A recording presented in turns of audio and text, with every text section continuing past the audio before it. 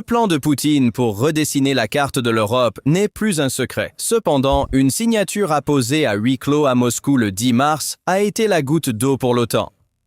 Ce document n'était pas une simple approbation parlementaire ou une procédure bureaucratique de routine.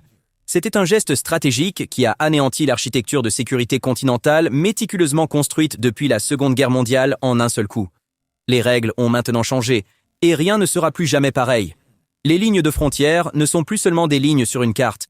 Elles se sont transformées en poudrières prêtes à exploser à tout moment. Le ministère russe de la Défense a fait passer un projet de loi crucial en commission qui ouvre la voie à l'utilisation de l'armée russe au-delà de ses frontières.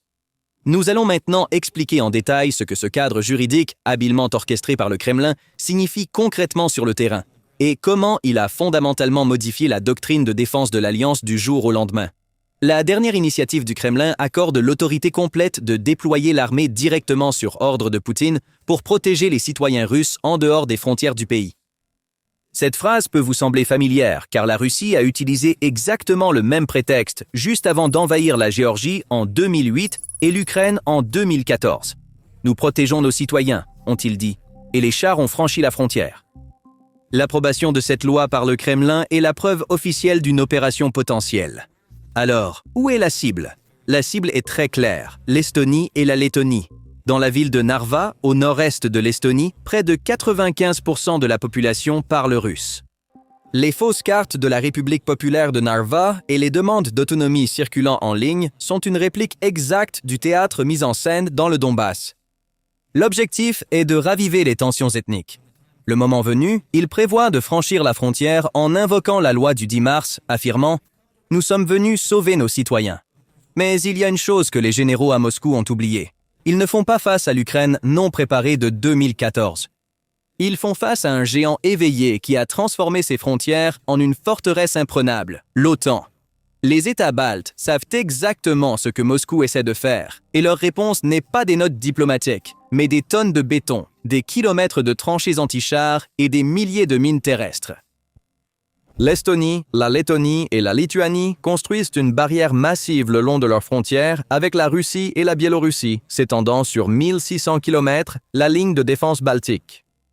Ce projet n'est pas une ligne Maginot tirée des pages poussiéreuses de l'histoire. C'est une stratégie dynamique d'entrave aux mouvements conçus selon les réalités de la guerre moderne et les leçons tirées de l'Ukraine.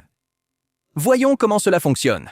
La Lettonie seule crée une zone tampon le long de sa frontière qui mesure 470 km de long et 30 km de profondeur.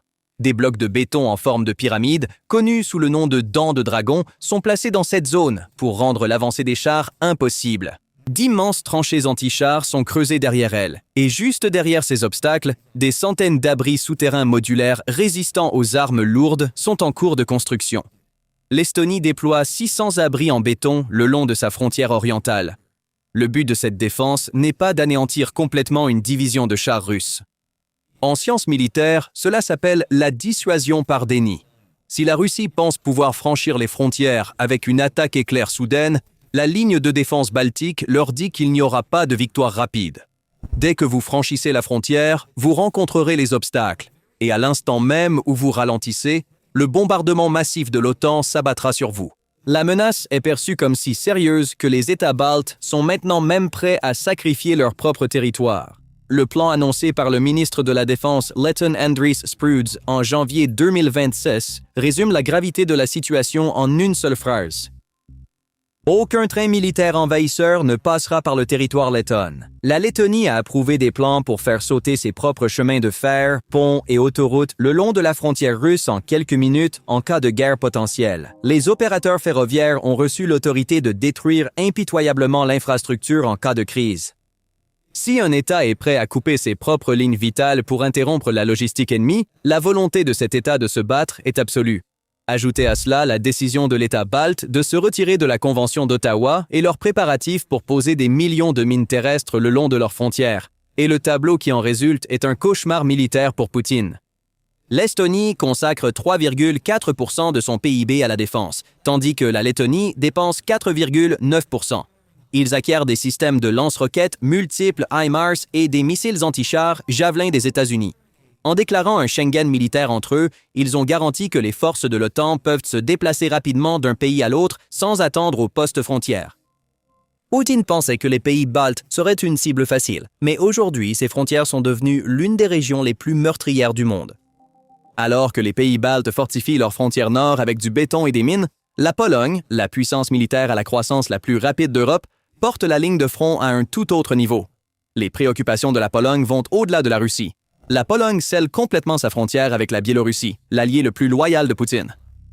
Après des conditions hivernales glaciales, Varsovie a commencé la construction d'un tout nouveau mur dans la région de Podlaski, déployant 5000 soldats et 2300 gardes-frontières.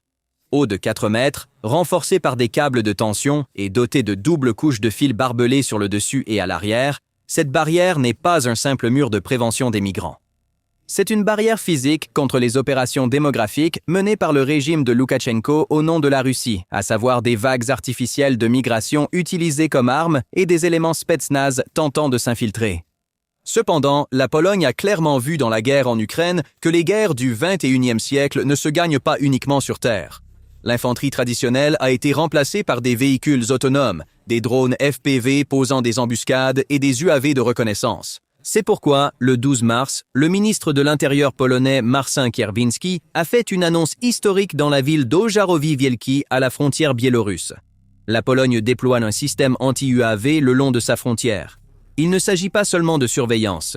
Nous parlons d'un réseau massif capable de détecter de manière autonome les drones ennemis, de classer leurs signatures radar et de les neutraliser en vol en utilisant des méthodes de guerre électroniques ou des moyens cinétiques. Le gouvernement de Varsovie a alloué un budget massif de exactement 4,2 milliards de dollars pour ce système SAN anti-véhicule aérien sans pilote. Ce chiffre n'est qu'une partie de l'initiative de transformation de la défense nationale de la Pologne de 70 milliards de dollars, lancée pour protéger le flanc est de l'OTAN. Lors de la présentation du système, Kierwiński a directement fait appel au président, exhortant à la libération des fonds de sécurité de l'Union européenne. Alors qu'il y a un débat politique dans le pays sur l'origine de ce budget, il y a un fait indéniable. Cette frontière sera rendue infranchissable, quel qu'en soit le coût. Les violations répétées de l'espace aérien polonais par des drones russes au cours de l'année écoulée étaient un test de Moscou pour sonder les nerfs de l'OTAN. La Pologne répond à ce test en transformant son espace aérien en une barrière électronique létale. Si Poutine envisage de franchir ce mur d'acier dans les pays baltes et en Pologne pour atteindre la mer ou de le contourner par le nord, l'OTAN lui donne la réponse la plus froide au pôle Nord. Nous sommes à la mi-mars.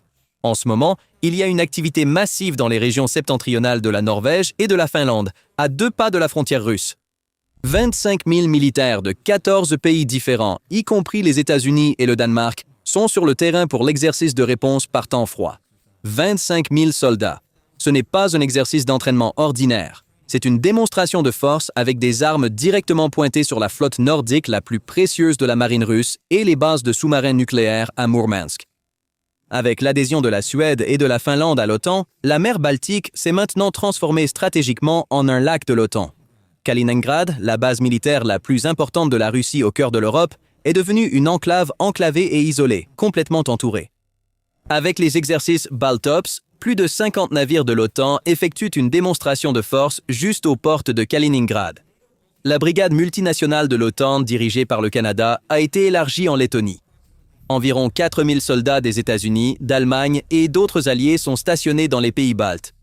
La mission de protection de l'espace aérien a été renforcée et cet isolement n'est pas seulement militaire. Une déconnexion majeure se produit également dans l'infrastructure énergétique. La plus grande arme de Poutine, qui pendant des années menaçait l'Europe avec la vanne de gaz naturel, lui a été retirée.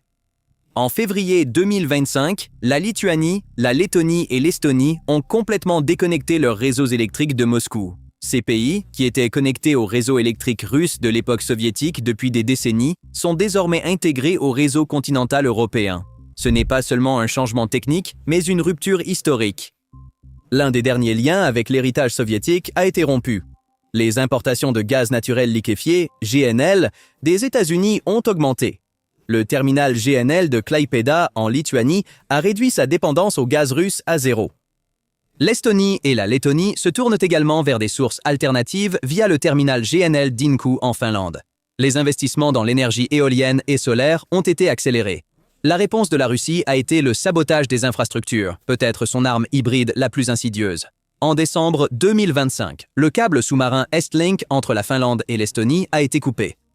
Des pétroliers de la flotte fantôme russe suspects ont été détectés dans la région. Lorsque l'arme énergétique échoue, la Russie se tourne vers le sabotage physique, mais l'OTAN s'y prépare également. Posons maintenant la question la plus critique. Malgré toutes ces menaces, Poutine peut-il vraiment attaquer les États baltes? Une attaque conventionnelle à grande échelle est très improbable à ce stade, car la Russie s'épuise en Ukraine depuis 4 ans, et cette attrition est bien plus profonde que l'Occident ne le réalise. Considérez les chiffres. Les pertes russes quotidiennes varient de 1000 à 1500. Selon les données de l'état-major général ukrainien, la Russie a subi un total estimé à plus de 1 200 000 pertes en Ukraine. Des milliers de chars, de véhicules blindés et d'équipements militaires ont été détruits. La Russie déploie des chars provenant de stocks de l'ère soviétique entreposés dans des entrepôts. La ligne d'approvisionnement en munitions iraniennes a été coupée, et c'est crucial. Les lignes de production de Shahed ont subi de lourds dommages.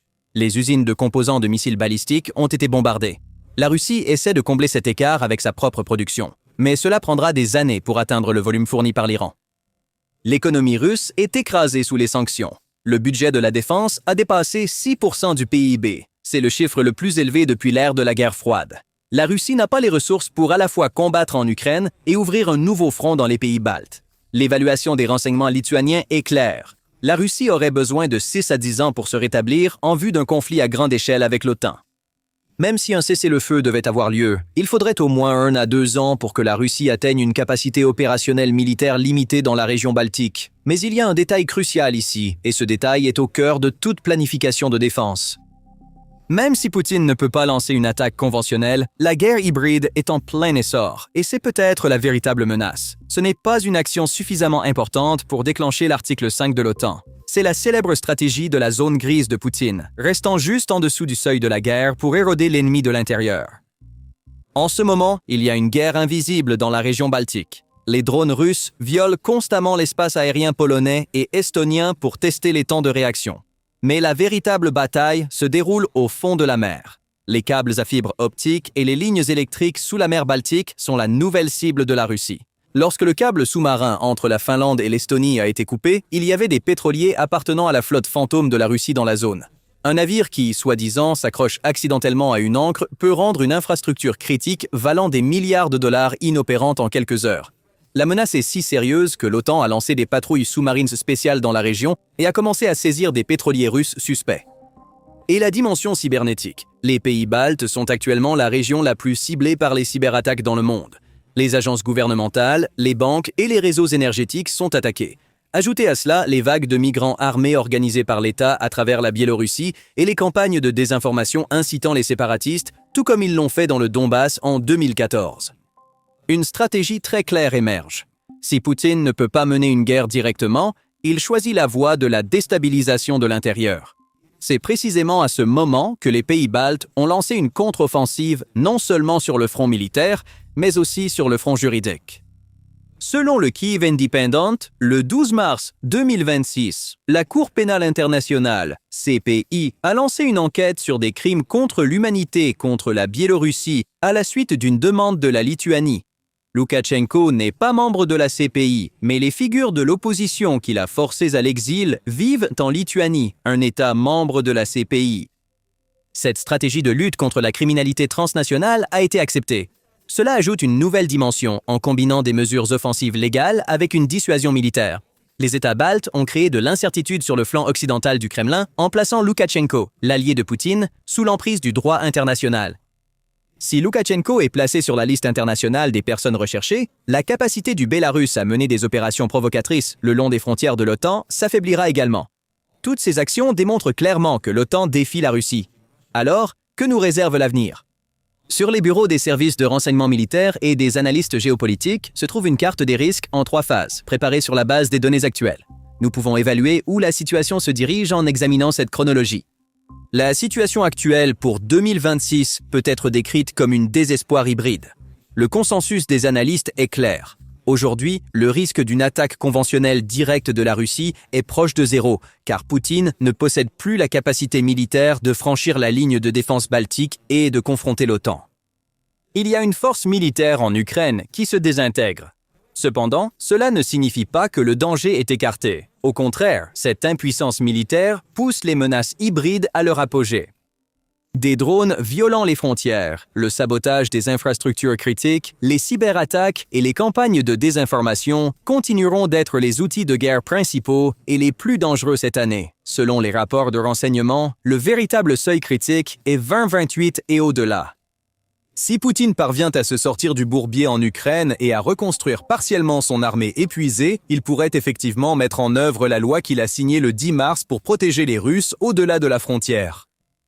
L'objectif ici n'est pas une guerre continentale à grande échelle. L'objectif sera de tenter des opérations de fait accomplies à petite échelle et rapides dans les régions frontalières avec des populations russes denses, comme la ville de Narva en Estonie, pour tester la détermination de l'article 5 de l'OTAN.